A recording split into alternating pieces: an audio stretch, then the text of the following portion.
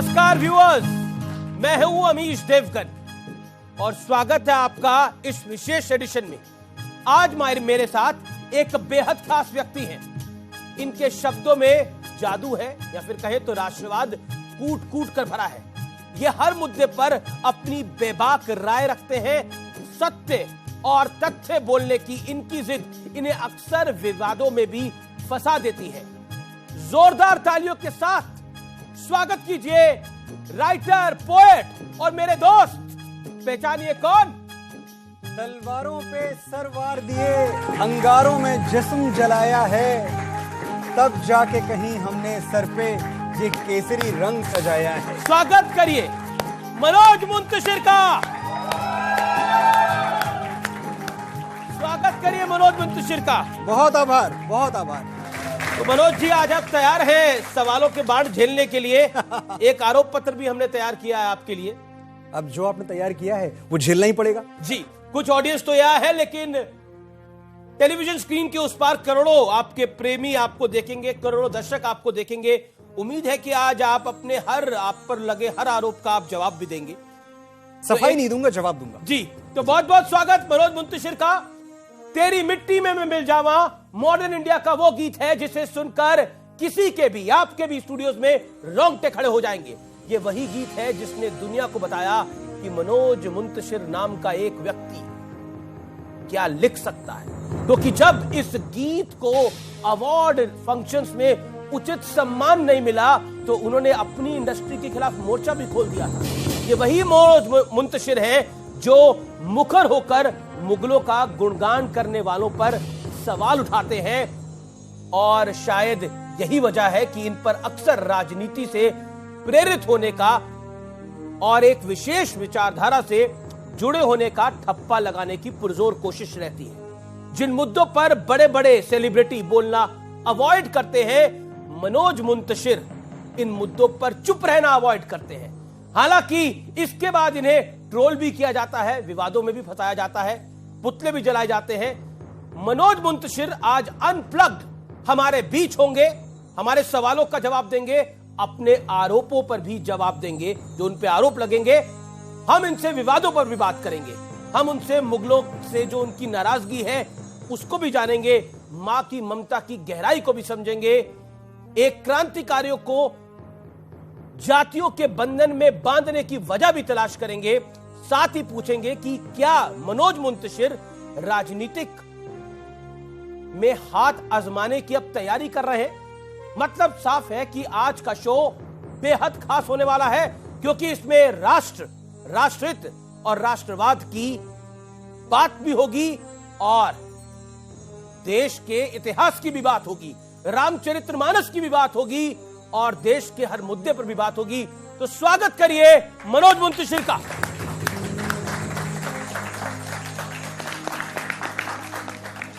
Thank you. Manoj Muntashir, क्योंकि आप शुक्ला थे, मुंतशिर क्यों बन जाता है? यहां मैं बता दूं कि मुंतशिर का मतलब होता है जो बिखरा हुआ होता है। क्यों बन जाता है? नाम था एक, रख लिया था बस यूं ही। क्या ये सारी जिंदगी ढोना पड़ेगा, और कितना टूटना बाकी बचा है, और कितना मुंतशिर होना पड़ेगा। बहुत बढ़िया। 17 साल की उम्र में जब बच्चे पढ़ाई कर रहे होते हैं, डॉक्टर इंजीनियर बनने के सपने देखते हैं, आप इश्क कर बैठे। अच्छा, आपको 17 के पहले वाला नहीं पता? तो वो बताइए फिर आप दर्शकों को। 17 साल की उम्र में मैं क्लास 12th के आसपास का वाकया है। 12th में ही थे, हमारे पास जो रिसर्च है 12th में था ना। हाँ करेक्ट। तो 12th में था, कोई दिखा, एक चेहरा, दो आंखें जी। और उसके बाद जो हुआ वो ये हुआ कि वो दो आंखों को भुलाने के लिए पूरी जिंदगी में मेहनत करता रहा कि वो दो आंखें मैं भूलूं कैसे, क्या करूं कि भूल जाऊं। जितनी भी शायरी, जितनी भी पोइट्री, जितना कलाम आपको मेरा नजर आता है, वो सिर्फ उन्हीं दो आंखों को भूलने की कोशिश है।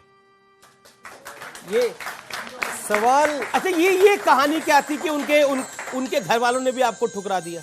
बताता हूं मैं, ये बात खत्म तब उन्हें पता नहीं था कि आप कहां पहुंच जाएंगे। सवाल एक छोटा सा था जिसके पीछे ये पूरी जिंदगी बर्बाद करनी।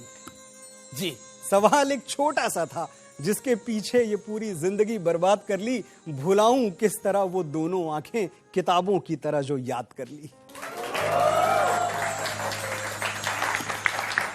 और उसके बाद ये हुआ अमीश जी कि पढ़ने में ठीक ठाक था मैं, लेकिन सारे बच्चे क्लास में बैठ के बात कर रहे होते कि मैं तो इसके बाद ना मेडिकल करूंगा, कोई बोलता मैं इंजीनियरिंग करूंगा, मैं आईटी दूंगा, मैं सीपीएमटी के लिए जाऊंगा, मैं मैनेजमेंट में जाऊंगा, मैं तो फॉरेन जा रहा हूं। ये बातें होती रहती। आप क्या बोलते थे, मैं आशिक बन रहा हूं? नहीं आशिक तो मैं पैदा हुआ था जी, उस बनना थोड़ी था। मैं कहता देखो मैं फिल्मों में जाऊंगा, मैं गाने लिखूंगा। अमेठी जैसा एक छोटा सा तब गांव था जी, आज की तरह आप उसको शहर के तौर पे ना देखें। मैं बात कर रहा हूं 93 की, 93 जो हो गया आज से ठीक 30 साल पहले, आज से ठीक 30 साल पहले। यहां मैं आपको रोकना चाहता हूं, युवा पीढ़ी आज की इसको सुने। 93 की ये बात कर रहे हैं, अमेठी जैसे गांव से निकले, वहां से निकले, सपना देखा और सपने को पूरा करा। यानी सपने में दम होना चाहिए, हसरतें अपने आप पूरी हो जाती हैं। बिल्कुल, ये युवा पीढ़ी के लिए बहुत बड़ा मैसेज है जी। तो हुआ ऐसा कि मैं ये सच भी बार बार बोलता रहा। तो जब मुझसे पूछा जाता, जो अब उस लड़की का नाम तो मैं ले नहीं सकता जी, लेना भी नहीं चाहिए, मैं खुद भी वो एहतियातन देख रही होगी आपको अभी, मैं खुद भी एहतियातन उस गली से कम गुजरता हूं, मैं खुद भी एहतियातन उस गली से कम गुजरता हूं। कोई मासूम क्यों मेरे लिए बदनाम हो जाए। तो अमीश जी नाम नहीं लूंगा मैं, लेकिन मुझसे पूछा गया कि तुम क्या करोगे। मैंने कहा मैं फिल्मों में जाऊंगा, मैं गाने लिखूंगा। हाँ वो तो ठीक है, पर करोगे क्या? मैंने कहा यही करूंगा, यही करना है मुझे। ये बात जब उनके पिताजी को पता चली, तो जो थोड़ी बहुत उम्मीद थी कि शायद हमारे बीच में कुछ हो पाए, वो सब वहीं खत्म हो गया। वक्त गुजरा, वक्त बदला, मैंने अपना पैशन नहीं छोड़ा। मैं ये बात तय करके आया था कि जिस चीज के लिए मुझे ठुकरा दिया गया, जिस चीज के लिए ये कहा गया कि तुम किसी लायक नहीं हो, किसी काम के नहीं हो, मैं उसी आसमान पर चमक के दिखाऊंगा जी। जो लिखता है मुकद्दर की इबारत, वो तेरी सोच से ज्यादा बड़ा है। जिसे ठुकरा दिया मिट्टी समझकर, वो लड़का आज तारों पर खड़ा है। अब एक और किस्सा जी। आपने पिताजी से मांगे 300 रुपए, या फिर आपके पिताजी ने आपको मुंबई जाने के लिए देने चाहिए थे 300 रुपए, लेकिन दे दिए 700 रुपए। हाँ। बोला कि वापसी की टिकट भी साथ ही लेते जाओ, उसके पैसे भी। उन्हें आप पे भरोसा नहीं था? देखिए, पिता को भरोसा, एक ऐसी दुनिया की बात हम कर रहे हैं, किसको पता अमेठी में कि फिल्में क्या होती हैं, सिनेमा क्या होता है। कोई परी लोक है, कोई जादू नगरी है, पर्दे पे कुछ चलता है, लाल पीली तस्वीरें आती हैं जाती हैं। दिलीप कुमार साहब, अमिताभ बच्चन साहब, ये सब उस वक्त के नाम हुआ करते थे। लगता था कि ये कोई डेमीगॉड्स हैं, ये असली लोग नहीं हैं। तो मेरा बेटा एक ऐसी दुनिया में जाए जहां इसका कोई फ्यूचर नहीं है, कोई भविष्य नहीं है, ये डर बहुत लाजमी था। तो अगर मेरे माँ बाप ने भी नहीं भरोसा किया तो बिल्कुल ठीक है, उनका कोई दोष नहीं है। खुश हैं अच्छा लगता है। आपका शो देख रहे होंगे, आपका शो तो इतना प्रेस्टिजियस है, बहुत पसंद करते हैं आपको। बहुत बहुत शुक्रिया, मेरा प्रणाम कहिएगा जी। मेरी माँ ने एक दो बार मुझे और आपको साथ में देखा टेलीविजन पे, और वो मुझे हमेशा फोन करके बोलती रही कि बहुत मजा आया, और मजा जी, बहुत मजा आया मन्नू। और मैं तुम तो खैर ठीक ही बोलते हो, पर उनको मैं बहुत सुनती हूँ जी। चलिए, आप अपनी माता जी को भी हमारा प्रणाम कहिएगा। लेकिन एक सवाल आपसे जरूर पूछना बनता है यहाँ पर ऑडियंस के लिए, आपने अनूप जलोटा को झूठ क्यों बोला? अनूप जी एक तो इतने ज्यादा प्यारे इंसान हैं। मैं समझता हूं कि अगर वैसे कुछ लोग और इस देश में हों जो स्ट्रगल का दर्द समझें। हुआ ऐसा कि मैं स्ट्रगल के लिए यहां वहां भटक रहा था। मैं पहुंच गया एक दिन अनूप जी के घर में। अनूप जी ने कहा हाँ आइए बैठिए, क्या लिखते हैं आप? तो मैंने कहा मैं अनूप जी मैं भजन लिखता हूं। सोचिए, कॉन्फिडेंस देखिए। अच्छा भजन लिखते हैं, वाह वाह वाह, कुछ सुनाइए। मैंने कहा अनूप जी मैं लिख देता हूं पेपर पे, आप खुद पढ़ लीजिए, आप अच्छे से मीटर में पढ़ लेंगे, मैं क्या सुनाऊं? हाँ ठीक है, ये लीजिए पेपर और ये लीजिए कलम। मैं रियल टाइम में लिख रहा हूं। रियल टाइम जो होता नहीं है कि अब आप लिख रहे हो जय रघुनंदन जय सिया राम, कुछ ना कुछ तो मैं लिखने लगा। अनूप जी को मैंने दिया, अरे पढ़ने लगे अनूप जी, हाँ बढ़िया है। अच्छा और भी तो लिखा होगा? मैंने कहा हाँ और भी है। मैंने दूसरा भजन लिखना शुरू किया रियल टाइम में, फिर से दोनों मिला के 5-5 मिनट में लिखा होगा, और बिल्कुल अच्छा नहीं लिखा था। अनूप जी ने दूसरा भी, फिर भी उन्होंने इतना खराब लिखा, फिर भी 3000 रुपए दे दिए आपको। इसलिए क्योंकि वो चाहते थे मेरी मदद करना, लेकिन ये बता के नहीं मदद करना चाहते थे कि तुम्हारा सब किसी काम का नहीं है, फिर भी मैं मदद कर रहा हूं। वो मेरी खुददारी को, मेरे स्वाभिमान को सम्मान दे रहे। जोरदार तालियां इस बात के लिए अनूप जलोटा के लिए। जी बिल्कुल। अमेठी से यहाँ बॉम्बे तक का सफ़र किया आपने, तो आपको कभी ऐसा नहीं लगा कि मैं कुछ गलत कर रहा हूँ या फिर कभी डर लगा हो? सुनो, बड़के शहर और बड़के नाम वालों, अपने बड़प्पन का झुंझुना कहीं और जाके बजाओ। हमारे तेवर से टकरा गया तो टूट जाएगा जी। हम जिद पे आ गए ना बाबू, तो बड़े बड़ों का पसीना छूट जाएगा। हम जानते हैं तुम पावर में हो। तुम्हारे खरीदे हुए जौहरी हमको हीरा नहीं पत्थर कहेंगे, हम फिर भी चमक के रहेंगे। तुमने मसनद पे जो मुंसिफ बिठाए हैं वो हमको अदाकार नहीं मानेंगे, फनकार नहीं मानेंगे, कलाकार नहीं मानेंगे, गीतकार नहीं मानेंगे, हम फिर भी हार नहीं मानेंगे। चालू डब्बे में चढ़ के बंबई आएंगे और तुम्हारे हवाई जहाज से डबल ऊंचा उड़ के दिखाएंगे। तुम्हारे हाथ में पावर है, हमारे हाथ में ताकत, दोनों का अंतर जान लो। पावर वो कुर्सी है जो किसी की सगी नहीं हुई, चाहे कोई जिए या मरे, और ताकत वो बचपन का यार जो यारी में गर्दन कटा दे और उफ तक ना करे। तुम भी यार कमाल करते हो, शेर के बच्चे को चाबुक दिखाते हो, हमें सरनेम से डराते हो। जब छोटे लाल मास्टर डा से डर पढ़ा रहे थे, हम पेड़ की पुलगी पर चढ़ के आ से अमरूद खा रहे थे। उस क्लास में नहीं बैठे जहां डर का डिक्टेशन बोला गया, वो पानी नहीं पिया जिसमें छोटे बड़े का जहर घोला गया, और बाप के कंधे पे बंदूक रख के तो हमने चिड़िया तक नहीं मारी। बहुत सुन लिया तुमसे, हमारा बाप ये, हमारा बाप वो। आज हम तुमको अपना शजरा दिखाएंगे। गिनो, आज हम अपने बाप दादा परदादा सबका नाम गिनवाएंगे। पहले दद्दा का नाम नोट करो। रणबीर चौकड़ी चेतक वाले बौरा गए तो जिले इलाही का खून ठंडा कर दिए, घास की रोटी खा के मुगलिया सल्तनत को डंडा कर दिए। बड़के भैया हमारे 14 साल जंगल जंगल जोगी की सवारी फिरती रही और सिंहासन पे उनकी खड़ाऊं राज करती रही। एक कक्कू भी थे हमारे, फूटी आंख से करतब दिखा दिए थे, शब्द भेदी मार के गौरी को गुल्लैया बना दिए थे। और बाबा हमारे बड़के, एक पगलेट राजा ने चुटिया खोल दी तो वैसा भड़के के गेम ऑफ थ्रोन्स खेल दिए, पूरा का पूरा मगध अकेले ठेल दिए। 4 काफी हैं कि और गिनवाएं? नोट करते करते तुम्हारी स्याही खत्म हो जाएगी, हमारे बाप दादा की मचाई हुई तबाही खत्म नहीं होगी। तो बॉटम लाइन बोल दे रहे, नोट कर लो। तुम अपनी खोपड़ी के पीछे वो चमकने वाला गोला लगवा लो, हम फिर भी तुमको अवतार नहीं मानेंगे। तुम्हारे नाम का कलमा नहीं पढ़ेंगे, तुमको परवरदिगार नहीं मानेंगे। तुम वंशवाद की जमीन खोद के हमें गाड़ दोगे तो हम बगावत का बीज बन के फूटेंगे, पर तुमसे हार नहीं मानेंगे।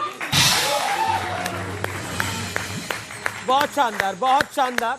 चलिए अब देखिए, अब तो आपकी जर्नी की बात हो गई, लेकिन अब आप पर आरोपों की बात होगी।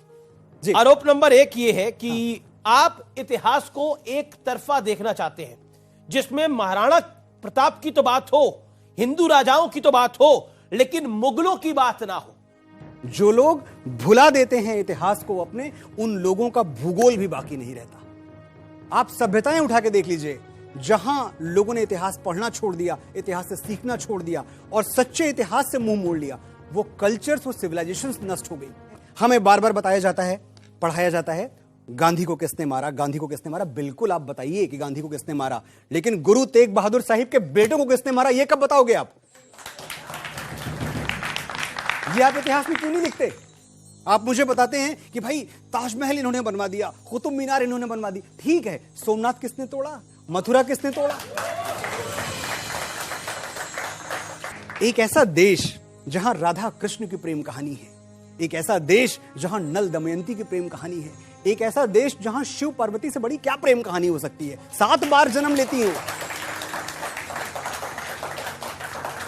इस देश में आपकी प्रेम कहानी क्या है? जोधा अकबर, जोधा अकबर का प्रेम, एक यहां भी हिस्ट्री से अगर आप जाएं डिटेल में तो पता चलता है कि जोधा नाम की कोई पत्नी अकबर को थी ही नहीं। हरखू बाई, एक आपको नाम पढ़ने को आता है, हिस्टोरियंस भी आपको बताएंगे।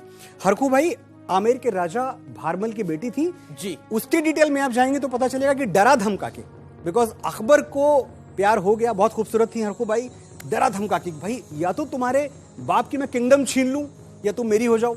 बेटी थी, कुर्बानी दे दी कि चलो ठीक है यही सही, मैं अपने पिता को किसी मुश्किल में नहीं देख सकती। तीसरी पत्नी थी वो, फिर भी मैंने मान लिया कि चलो ठीक है प्यार तीसरी बार हो गया, कोई बात नहीं तीसरी बार हो गया, अब आपका प्यार सेटल हो गया ना, अब तो आपको मिल गई आपकी जोधा। उसी साल दूसरी शादी की है, अगले साल एक और शादी की है, उसके अगले साल एक और शादी की, 32 शादियां की हैं। इन्हीं के बाद हरखू बाई जोधा के बाद उन्होंने 32 और शादियां की हैं, मरते मरते 35 ब्याह किए हैं उसने। जो हरम में 6000 औरतें थी उनका मैं जिक्र नहीं कर रहा अभी। तो ये इस प्रेम कहानी को आप सेलिब्रेट करते हैं। अगर आप इस प्रेम कहानी को सेलिब्रेट इस करते तरह हैं, का इतिहास बनाएंगे तो बताएंगे तो तकलीफ तो होगी, होनी चाहिए तकलीफ, जिनको होनी चाहिए, मैं उनकी तकलीफ के लिए बोल रहा हूं।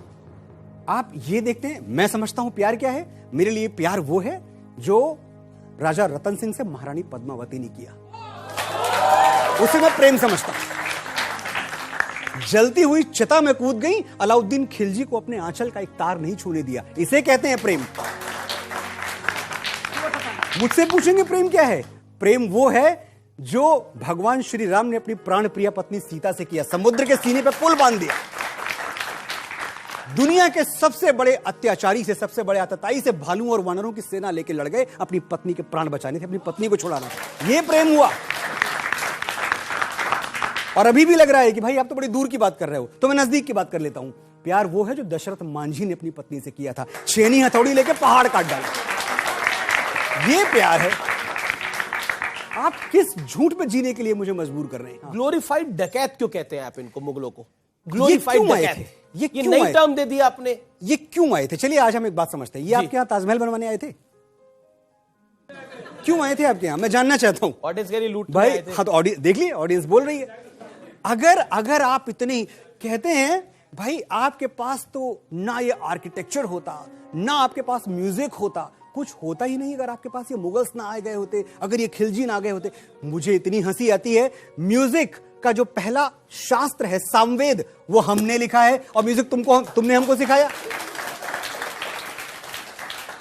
7,500 वर्ष पहले ऋषि वाल्मीकि ने रामायण लिख दी, और आप हमको म्यूजिक सिखाएंगे, हमको कविता सिखाएंगे।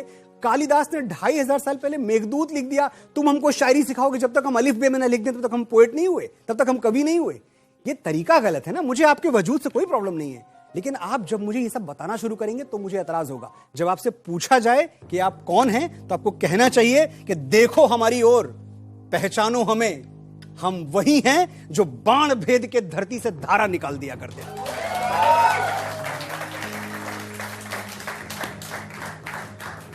एक उंगली पे गोवर्धन उठा लिया करते थे। हम ही थे वो दिलेर जो चक्रव्यूह में वापस लौटने की विद्या सीखे बगैर गए, और वो भी हम ही थे जिनके फेंके हुए पत्थर पानी में तैर गए। हम मारना भी जानते हैं और बचाना भी। हमने दुश्मनों के लिए फाइटर जेट्स बनाए, संगीन बनाई, और जब जिंदगी की सांस टूटने लगी तो हम ही ने वैक्सीन बनाई।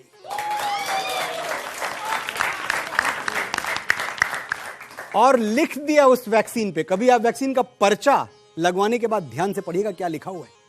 लिख दिया इस वैक्सीन पे, सर्वे संतु निरामया, यानी ईश्वर सिर्फ हम पर ही नहीं, हर किसी पर, हिंदू, मुसलमान, क्रिश्चियन, ईसाई, जर्मन, इराकी, ईरानी, जो भी दुनिया में है, ईश्वर सब पर करे दया। हम इतना बड़ा सोचते हैं। हम जाबाज हैं, जियाले हैं, आंधियों से खेले हैं, बिजलियों के पाले हैं। हम शांति का सवेरा हैं, मानवता के उजाले हैं। पहचानो हमें, हम भारत वाले हैं। जी, अब अगले आरोप पर आते हैं। आपने पहले आरोप का जो जवाब बहुत बखूबी से दिया कि हम भारत वाले हैं, लेकिन अगला आरोप यह है कि आप कांग्रेस के खिलाफ जहर उगलते हैं। और यह आरोप मैं क्यों लगा रहा हूं? ये आरोप के पीछे पिछला साल है, यानी साल 2022 है, और भोपाल के रविंद्र भवन में वो कार्यक्रम है जिसमें आपने एक दो लाइनें पढ़ी और उसके बाद विवाद खड़ा हो गया। आप ही की बॉलीवुड से आती हैं ऋचा चड्ढा, वो कहती हैं ये शर्मसार करने वाला है, बहुत बुरी कविता है। कौन? ऋचा चड्ढा एक एक्ट्रेस है। जी, मैंने सिर्फ इतना कहा था कि विदेशी माता से पैदा हुआ पुत्र कभी राष्ट्रभक्त नहीं हो सकता, ऐसा चाणक्य ने कहा था, कौटिल्य ने कहा था। मैंने एक बात वहां और कही थी कि जो सैनिकों का अपमान करते हैं, ये सारी बातें कांग्रेस ने किसी एक व्यक्ति से कैसे जोड़ दी, मैंने किसी का नाम कभी नहीं लिया था। रिएक्शन अमित जी उस चीज का था जहां मैं टेलीविजन पे न्यूज देख रहा होता हूं और इस देश का एक जिम्मेदार राजनेता यह कह रहा होता है कि हमारे सैनिक चीन से पिट रहे हैं। बताइए, हमारे सैनिक पिट रहे हैं। एक तो कौन पिटा और कौन पीटा ये हमने वीडियोस में देखा, जितने वीडियोस उस वक्त वायरल हो रहे थे। फिर भी अगर कभी होता भी, अगर कभी ऐसी सिचुएशन आ भी गई कि किसी वजह से हमारे सोल्जर्स को, हमारी सेना को बैकफुट पे जाना भी पड़ा, तो आप उनका मनोबल तोड़ेंगे, आप उनका उत्साह तोड़ेंगे, आप उनकी हिम्मत तोड़ेंगे ऐसी बातें करके? इसकी इजाजत आपको नहीं दी जाती। ये अगर कोई फरिश्ता नाम की कोई चीज है, देवदूत नाम की कोई चीज है, तो यही लोग हैं, बाकी मैं किसी को नहीं जानता। अब मैं आपको बताता हूं इस पे रिएक्शन क्या आया जी। सुप्रिया श्रीनेत कहती हैं कभी मनोज मुंतशिर इंसान हुआ करते थे, लालच में सबसे पहले ईमान बेच दिया है। सुप्रिया जी से मैं बड़े आदर के साथ कहना चाहता हूं कि ये बात सिद्ध करें कि वो जो लालच है, उस लालच का सिला मुझे क्या मिला। मुझे अगर किसी ने कहीं, सब कुछ पब्लिकली ओपन है, 100 रुपए की कोई कमाई मेरी जिंदगी में किसी ने ये दिखा दी कि ये 100 रुपए आपको किसी बयानबाजी के लिए मिले हैं, ये 100 रुपए आपको किसी पार्टी विशेष या किसी विचारधारा विशेष के पक्ष में बोलने के लिए मिले हैं, उस दिन से लिखना पढ़ना बोलना सब छोड़ दूंगा। 100 रुपए प्रूफ कीजिए आप बस। और इस विशेष कार्यक्रम में रुकेंगे एक अंतराल के लिए, लेकिन अंतराल के उस पार पब्लिक के होंगे सवाल और मनोज मुंतशिर के होंगे जवाब। देखते रहिए ये सबसे अनोखा कार्यक्रम न्यूज 18 पर। मेरा छोटा भाई, उससे पूछना क्या मेरा वादा निभाएगा। मैं सरहदों से, जो मेरी मां हैं, जो मेरी भाभी हैं, जो बच्चियां हैं मेरे सामने, वो कल बड़ी होंगी। मैं चाहता नहीं कि इस देश में कोई उनको औरत कहे, उनकी पहचान को सिर्फ एक बॉडी पार्ट से जोड़ के देखे। इस पे मुझे एतराज है सर। आप पर आरोप है कि आप जातिवाद को बढ़ावा देते हैं। आरोप क्यों है मैं ये भी बता देता हूं आपको। आपने कविता लिखी जिसमें आपने लिखा जियो तिवारी जनेऊधारी। इसके बाद कुछ लोगों ने कहा कि आपने क्रांतिकारी को भी जाति के बंधन में बांट दिया है। अमिश का देवगन होना सूचना है, इट्स एन इंफॉर्मेशन। मनोज का शुक्ला होना इट्स एन इंफॉर्मेशन। उस इंफॉर्मेशन को जो छुपाते हैं अपने स्वार्थ के लिए, अपने निहित स्वार्थ के लिए, वो गलत कर रहे हैं। या मैंने एक सही बात बता दी, मैंने सही बात बता के गलती की। बॉलीवुड फिल्में बनाता है, मेरी ही इंडस्ट्री है। उन फिल्मों में जो पाखंडी है कौन है? ब्राह्मण है। जो धूर्त है कौन है? ब्राह्मण है। जो चालाक है वो कौन है? ब्राह्मण है। जो डंडी मार रहा है सौदा देते हुए वो कौन है? ब्राह्मण है। तिलक लगाया हुआ है उसने। और मदर इंडिया जैसी फिल्म में जो के किसी की इज्जत के साथ खेल रहा है, वो भी तिलक लगाया हुआ है उस वक्त उसने, वो ब्राह्मण हो या शूद्र या वैश्य हो। जो मुहावरे रचे गए हैं, मुहावरे क्या हैं? गुनाहों का देवता, पाप का पुजारी, हवस का पुजारी। भाई हवस का पादरी क्यों नहीं हो सकता? पाप का पादरी क्यों नहीं हो सकता? हवस का मौलाना क्यों नहीं हो सकता? क्या कविता थी जो आपने पढ़ी थी, जियो तिवारी जनेऊधारी? मलते रह गए हाथ शिकारी, उड़ गया पंछी तोड़ पिटारी, अंतिम गोली खुद को मारी, जियो तिवारी जनेऊधारी। काया से जैसे बजरंगी, शिव के जैसा तेज भुजंगी। काया से जैसे बजरंगी, शिव के जैसा तेज भुजंगी, तीसरी आंख खुली तो कांपे थर थर थर थर दुष्ट फिरंगी, अंग्रेजों के शव पे नाचा नीलकंठ का वो अवतारी, जियो तिवारी। आप राष्ट्रवादी हैं, आप ब्राह्मणवादी हैं, आप मुंतशिर हैं, आप शुक्ला हैं, आप हैं कौन? ये भी जानना चाहते हैं, मैं भी जानना चाहता हूं और ये तमाम दर्शक भी जानना चाहते हैं। समझना चाहते हो कौन है हम? समझाइए। तो वेदों की ऋचाएं पढ़ के देखो। समझना चाहते हो कौन है हम, तो वेदों की ऋचाएं पढ़ के देखो। कोई तुलसी कोई रसखान ढूंढो, फिर उनकी प्रार्थनाएं पढ़ के देखो। हवाओं पर लिखे हैं काव्य हमने, तो हिमगिरी की हवाएं पढ़ के देखो। प्रवाहित हैं जो गंगा जल में अविरल, वही स्वर्णिम कथाएं पढ़ के देखो। समझना है हमें, तो बस ये समझो कि हम नियति से भी डरते नहीं हैं। हृदय करुणा से पर इतना भरा है, अनादर कण कभी करते नहीं है।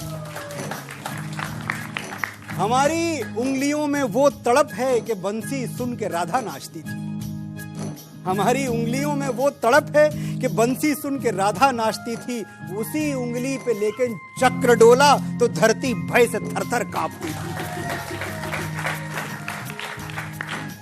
हमारे स्पर्श में है तेज इतना, शिला छू के उसे इंसान कर दे।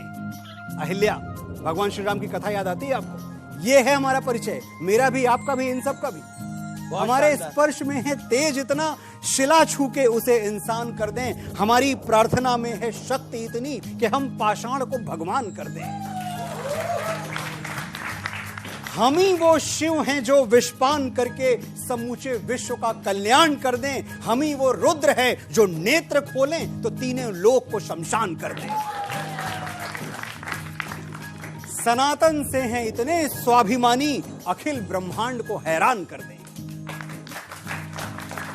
सनातन से हैं इतने स्वाभिमानी, अखिल ब्रह्मांड को हैरान कर दें। जो छीनो तो महाभारत लड़े हम, जो मांगो तो अंगूठा दान कर दें। हमें अभिमान उस वंशावली पर जो रघुनंदन से जाके जुड़ रही है। हम ही वो हिंदू हैं जिनकी पताका गगन के पार जाके उड़ रही है। हम ही दशमेश गुरु के लाडले हैं। हम ही सतनाम हैं, ओंकार हैं हम ही अरिहंत की अवधारणा हैं। सतत बुद्धत्व का अवतार हैं हम ही हैं शांति के संदेश वाहक, के मानवता का मंत्रोच्चार हैं हम। समझना चाहते हो हमको, तो बस ये समझो कि हिंदू हैं, समझ के पार हैं हम। बहुत शानदार, ये आपकी नई कविता है, बहुत अच्छी लिखी है आपने। पिछले कुछ दिनों में रामचरितमानस को नफरती ग्रंथ बता दिया गया। प्रभु राम के चरित्र का वर्णन आप कैसे करेंगे? प्रभु राम के चरित्र से हमें यह सीखना चाहिए जी कि पहली जो शर्त है इंसान की, वो शांति है। रावण को मारने के पहले अगर मैं आपसे कहूं कि एक बड़ी घटना बताओ आप मुझे श्री राम के जीवन की, तो आपको क्या याद आएगा? शिव का धनुष तोड़ना। शिव का धनुष तोड़ना सांकेतिक तौर पे भगवान श्री राम का कहना था कि मैं शस्त्र में नहीं, शांति में विश्वास करता हूं। ये एक स्टेटमेंट मैं समझता हूं रहा होगा। लेकिन वही भगवान श्री राम जब अपनी प्राण प्रिया पत्नी सीता को बचाने के लिए समुद्र से 3 दिन तक अनुरोध करते हैं कि रास्ता दे दो मुझे, मार्ग दे दो मुझे, फिर क्या होता है? 3 दिवस तक पंथ मांगते रघुपति सिंधु किनारे, बैठे पढ़ते रहे छंद अनुनय के प्यारे प्यारे। उत्तर में जब एक नाद भी उठा नहीं सागर से, उठी अधीर धधक पौरुष की आग राम के शर से। सच पूछो तो शर में ही बसती है दीप्ति विनय की, संधि वचन संपूज्य उसी का जिसमें शक्ति विजय की। आपके पास पहले शक्ति होना जरूरी है, फिर आप शांति की बात करें, लेकिन पहले शक्ति अर्जित करें। तलवारें जहां सोती हैं बंद म्यानों में, किस्मतें वहां सड़ती हैं तहखानों में। तलवारें जहां सोती हैं बंद म्यानों में, किस्मतें वहां सड़ती हैं तहखानों में। शोणित के बदले, शोणित यानी खून, शोणित के बदले अश्रु जहां बहता है, वो देश कभी स्वाधीन नहीं रहता है। बहुत शानदार। एक आप पे आरोप लगता है कि आप राइट विंगर हैं, और लेकिन आप खुद राइट विंगर हैं, लेकिन आप ही की फिल्म का विरोध होने लग गया आदि पुरुष का, क्या कहेंगे? खुद आ गए आप इस झमेले में। मैं राइट या लेफ्ट में नहीं, राइट या रॉन्ग में विश्वास करता हूं। मैं राइट की तरफ हूं, लेकिन वो जो रॉन्ग वाला राइट है ना, जो रॉन्ग का विलोम है, अपोजिट, उस राइट में हूं मैं सही तरफ हूं। सवाल जहां तक आदि पुरुष का है, आदि पुरुष पे 95 सेकंड का एक टीजर था। 95 सेकंड के एक टीजर पे लोगों का रिएक्शन आया। पहली बात तो उस रिएक्शन का हम पूरा सम्मान करते हैं। मैंने फिल्म लिखी है, हमारे डायरेक्टर ओम राउत जी पूरी फिल्म की जो भी टीम है, मैं सबकी तरफ से एक स्पोक्स पर्सन की तरह बोल रहा हूं कि एक एक बात जो आपने कही है, एक एक बात का सम्मान है। लेकिन बड़ी विनम्रता के साथ हम ये कहना चाहते हैं कि 95 सेकंड में आप हमारी फिल्म को जज नहीं कर सकते। फिल्म का टीजर आया है, ट्रेलर आने दीजिए, फिल्म आप थिएटर में देखेंगे। अगर जय श्री राम बोलते हुए इस देश का 100 करोड़ हिंदू थिएटर से बाहर नहीं निकला तो आप मेरा नाम बदल दीजिएगा। वीर सावरकर को लेकर बहुत सी बातें होती हैं, बहुत से विवाद खड़े किए जाते हैं। जी, वीर सावरकर किसी परिचय के मोहताज नहीं है, लेकिन वीर सावरकर के बारे में आप कुछ कहना चाहें? वीर सावरकर को मैं ऐसे गुनगुनाना चाहें, कुछ सुनाना चाहें? वीर सावरकर को मैं ऐसे जानता हूं कि वीर सावरकर वो हैं जिन्होंने भारत माता की स्तुति में 6000 कविताएं लिखी हैं, और ये 6000 कविताएं कागज पे नहीं लिखी गई हैं, सेलुलर जेल की दीवारों पे लिखी गई हैं। ये 6000 कविताएं कलम से नहीं लिखी गई हैं, उंगलियों से और कील से और कोयले से खुरच खुरच के लिखी गई हैं। वो जानते थे कि कहीं ऐसा ना हो कि जो अंग्रेजियत का सीमेंट है वो इन कविताओं को नष्ट कर दे। उन्होंने 6000 कविताएं लिख के याद कर ली, रट ली, ताकि वक्त पड़े तो मैं भारत माता की शान में कविताएं सुनाऊं। एक कवि हूं मैं, मेरे लिए वीर सावरकर का परिचय ये है। मेरे लिए सावरकर का ये परिचय है कि ये वो व्यक्ति है जिसको काला पानी की सजा हुई, 2 कटोरी पानी पी के अंडमान सेलुलर जेल में 10 साल तक ये भारत माता के लिए अपनी आवाज बुलंद करते रहे। और एक बात आप और जान लें, कौन थे वीर सावरकर? डी ग्रेड के प्रिजनर थे, डी ग्रेड के कैदी थे। डी ग्रेड क्या होता है? डी यानी डेंजर ग्रेड, जिसको ब्रिटिश गवर्नमेंट इतना खतरनाक मानती थी कि इस पे सारे जितनी चीजें थी, जितने हंटर चलाने थे इनमें चला दिए, जितनी इसको पनिशमेंट देनी थी दे दी, लेकिन ये आदमी कंट्रोल में नहीं आ रहा है। तो अब तरीका क्या है कि डेंजर कैटेगरी में आ गया है, इसको आप भेज दीजिए अंडमान के सेलुलर जेल में, जहां ये यातनाएं सहेगा, काला पानी की सजा का काला पानी, और इसका संपर्क कट जाएगा पूरी दुनिया से। ये थी डी कैटेगरी। और एक और कैटेगरी होती थी ए कैटेगरी, जिसके कैदी पंडित जवाहरलाल नेहरू हुआ करते थे। वो जब भी जेल में गए वो ए कैटेगरी के कैदी थे। आपको न्यूज़पेपर मिल रहा है पढ़ने को, आपको वॉक करने को मिल रहा है, आपको दोस्तों से मिलने को मिल रहा है, सारा आपका ख्याल रखा जा रहा है। मेरे जैसे आइडल भगत सिंह जी है, तो सर आपके आइडल कौन है? मेरे आइडल भी भगत सिंह जी।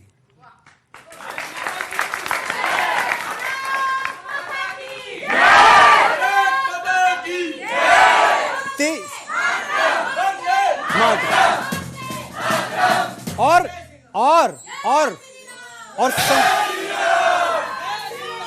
जय श्री राम। और समय आ गया है कि हम अपने मुहावरे बदलें। हमारा मुहावरा क्या है? जो जीता वही सिकंदर। अरे जो जीता वही भगत सिंह क्यों नहीं? जो जीता वही बाजीराव बलाल क्यों नहीं? जो जीता वही महाराणा प्रताप क्यों नहीं? जो जीता वही छत्रपति शिवाजी महाराज क्यों नहीं? चलिए अब एक अलग राउंड है और वो है रैपिड फायर राउंड, और इस रैपिड फायर राउंड की शुरुआत करते हैं हम। पहली तस्वीर जी स्वामी विवेकानंद की है, क्या कहना चाहते हैं मनोज जी? 1893 का जो शिकागो भाषण है वो मुझे स्वामी जी को देखते ही याद आता है, और वो भाषण के जो पहले 5 शब्द थे, sisters and brothers of America. ये भारतीयता है कि हम पूरी दुनिया को अपना मानते हैं, जिसमें गिरती हैं सभी नदियां वो सिंधु हैं हम, सारी दुनिया को वतन कहते हैं, हिंदू हैं हम। अगली तस्वीर है खिलजी की। ग्लोरीफाइड डकैत हैं।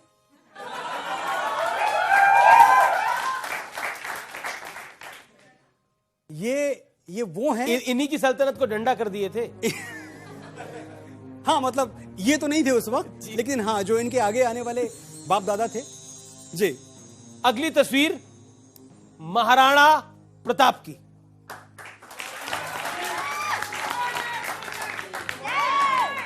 चुन चुन कर लाए हम आपके लिए तस्वीरें। जी जी जी।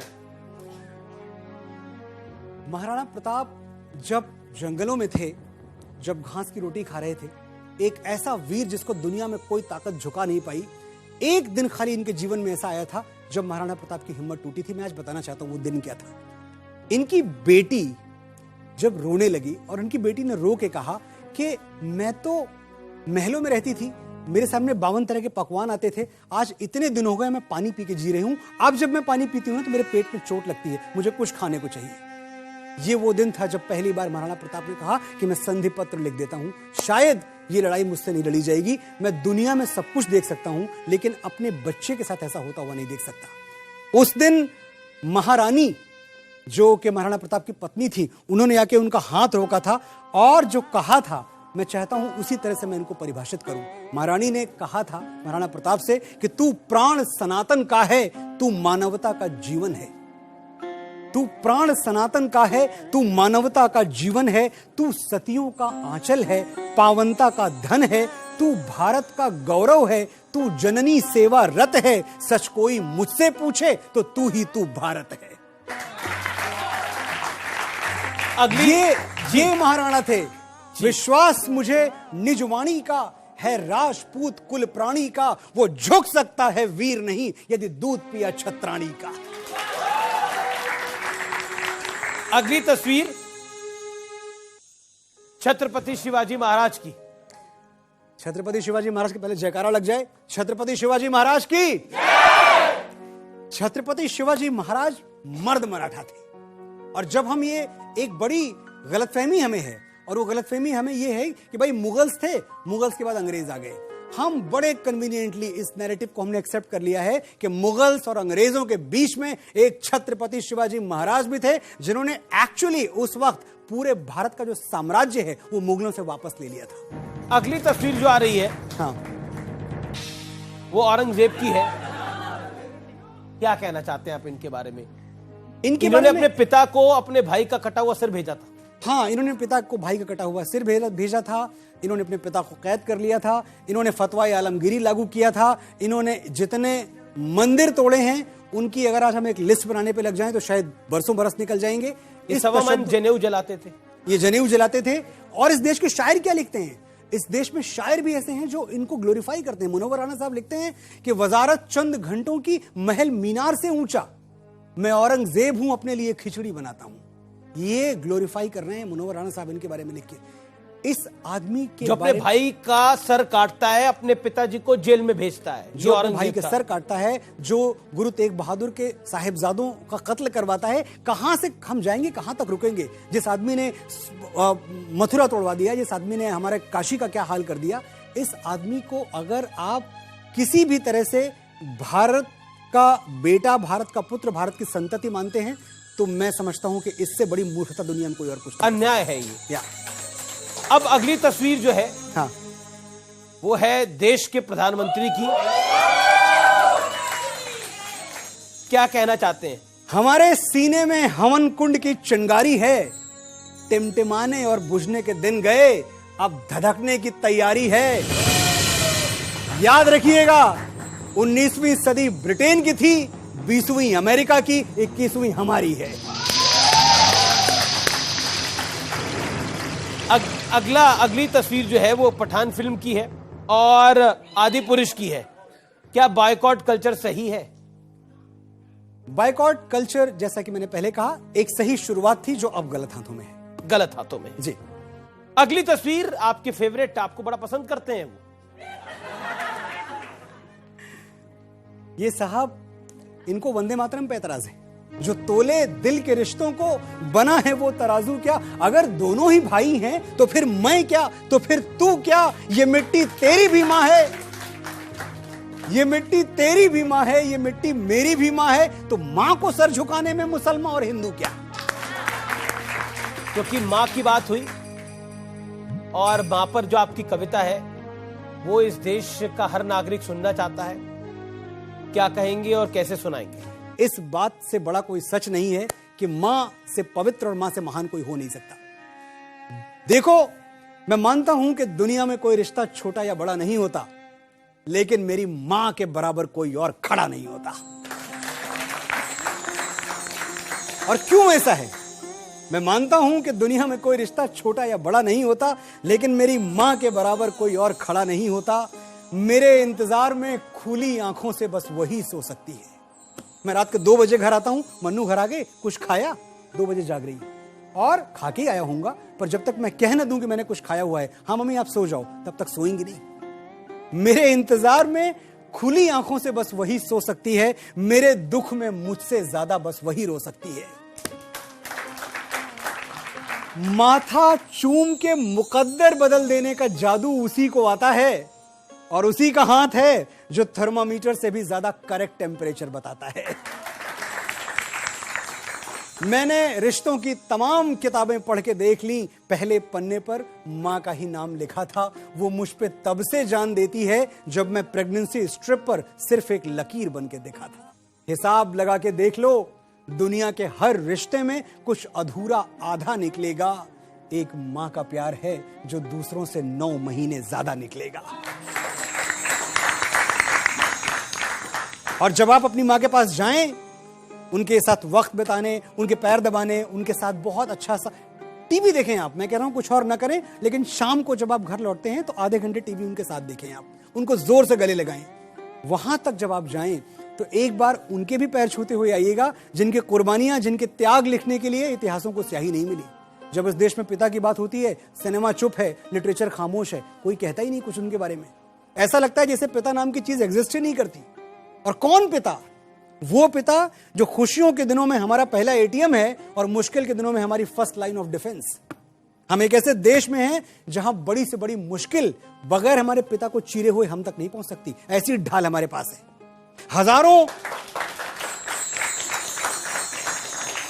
हजारों मुश्किलों से लड़ रहा हूं मैं अकेला ही। हजारों मुश्किलों से लड़ रहा हूं मैं अकेला ही।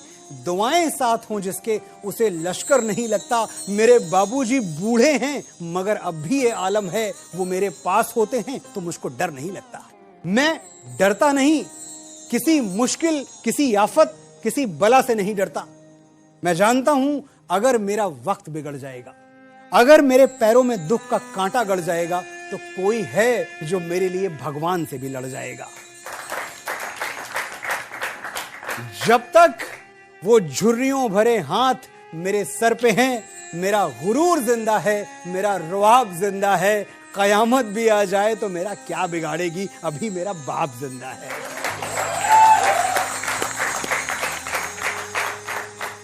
बिल्कुल आखिरी दौर में है मनोज भाई। अगर मैं आपसे पूछूं आपकी राष्ट्रभक्ति क्या है? मैं बार बार कहता हूं कि विश्वगुरु तो हमको बनना है और विश्वगुरु आपके ही दम पे बनना है। कैसे बनेंगे? तरीका यही है कि 24 घंटे आप राष्ट्रभक्ति के मोड में रहें। कोई 2-4 मिनट की बात नहीं है, किसी घटना की बात नहीं है। एक बात मैं कह के जाऊंगा यहां से कि दुनिया वालों, जितना जोर है लगाओ, हम हिंदुस्तानियों को रोक के दिखाओ।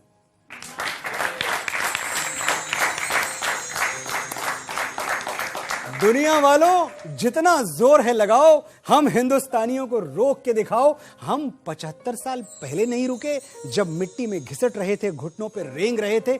अब क्या रुकेंगे? अब तो हमने पंख उगा लिए हैं और सैकड़ों आकाश कंधे पे उठा लिए हैं। फिर भी मुकाबला करना चाहते हो तो मैदान में आओ, हमें रोक के दिखाओ। तुम्हें लगता था हम गए गुजरे हैं, बेचारे हैं। आज दुनिया के सबसे कामयाब लोगों की लिस्ट बनाओ, 10 में से 7 हमारे हैं। हमारी रफ्तार देखो। जब हमारे पड़ोसी चौक से चांद का डायग्राम बनाना सीख रहे थे, हम चांद की मिट्टी चूम के लौट आए। जब दुनिया मिशन मार्स पर करोड़ों डॉलर फूंक रही थी, हम मुट्ठी भर पैसों में मंगल घूम के लौट आए।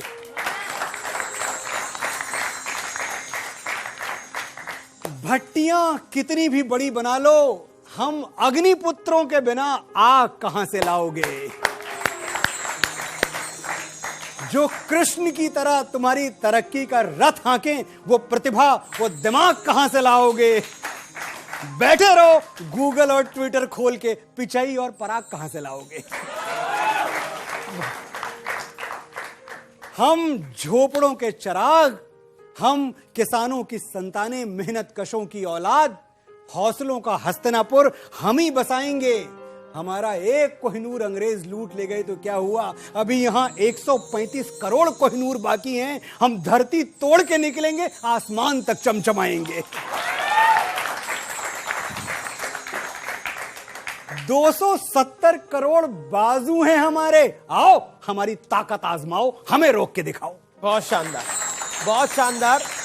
चलते चलते हमारा पीसीआर मुझे लगातार कह रहा है कि तेरी मिट्टी आपके शब्दों में जरूर होना चाहिए। Stage is yours now.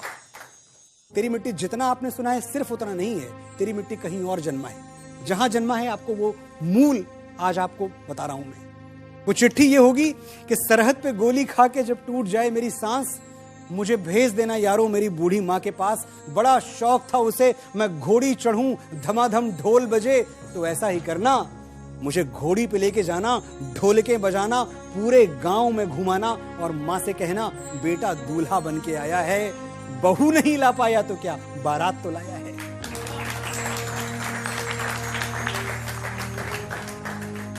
मेरे बाबूजी पुराने फौजी बड़े मनमौजी, कहते थे बच्चे तिरंगा लहरा के आना या तिरंगे में लिपट के आना। कह देना उनसे मैंने उनकी बात रख ली, दुश्मन को पीठ नहीं दिखाई, आखिरी गोली भी सीने पे खाई। मेरा छोटा भाई, उससे पूछना क्या मेरा वादा निभाएगा। मैं सरहदों से बोल के आया था, एक बेटा जाएगा तो दूसरा आएगा। मेरी बहना, उससे कहना मुझे याद था उसका तोहफा, लेकिन अजीब इत्तेफाक हो गया, राखी से पहले ही भाई राख हो गया। वो कुएं के सामने वाला घर, 2 घड़ी के लिए वहां जरूर ठहरना। वहीं तो रहती है वो जिसके साथ जीने मरने का वादा किया था। उससे कहना कि भारत माँ का साथ निभाने में उसका साथ छूट गया, एक वादे के लिए दूसरा वादा टूट गया। बस एक आखिरी गुजारिश, मेरी आखिरी ख्वाहिश, मेरी मौत का मातम ना करना। मैंने खुद ये शहादत चाही है, मैं जीता हूं मरने के लिए, मेरा नाम सिपाही है। ये चिट्ठी जो मैंने आज से कई साल पहले लिखी थी, ये चिट्ठी बुनियाद बनती है तेरी मिट्टी की। इसी चिट्ठी का जो एक गीत वाला वर्जन है, मैं इसको तेरी मिट्टी कहता हूं, क्योंकि जब मुझे ये फिल्म दिखाई गई तो मेरे मन में बस यही चल रहा था कि शायद ये जो हमारे 21 जांबाज दशमेश गुरु के जो लाडले, जो सिर्फ इसलिए इस दुनिया से जा रहे हैं ताकि उनका किला रह जाए, ऐसे वीर क्या सोच रहे होंगे अपने आखिरी वक्त में। तो वो यही सोचते हैं कि तलवारों पे सर वार दिया, अंगारों में जिस्म जलाया है, तब जाके कहीं हमने सर पे ये केसरी रंग सजाया है। ऐ मेरी जमी अफसोस नहीं जो तेरे लिए 100 दर्द सहे, महफूज रहे तेरी आन सदा, चाहे जान मेरी ये रहे न रहे। बहुत शानदार, बहुत शानदार। ऐ मेरी जमी महबूब मेरी नस नस में तेरा इश्क बहे, फीका न पड़े कभी रंग तेरा, जिस्मों से निकल के खून कहे। तेरी मिट्टी में मिल जावा, गुल बन के मैं खिल जावा, इतनी सी है दिल की आरज़ू, तेरी नदियों में बह जावा, तेरे खेतों में लहरावा, इतनी सी है दिल की आरज़ू। जय हिंद, जय हिंद, जय भारत। बहुत बहुत शुक्रिया Manoj ji. Thank you, thank you.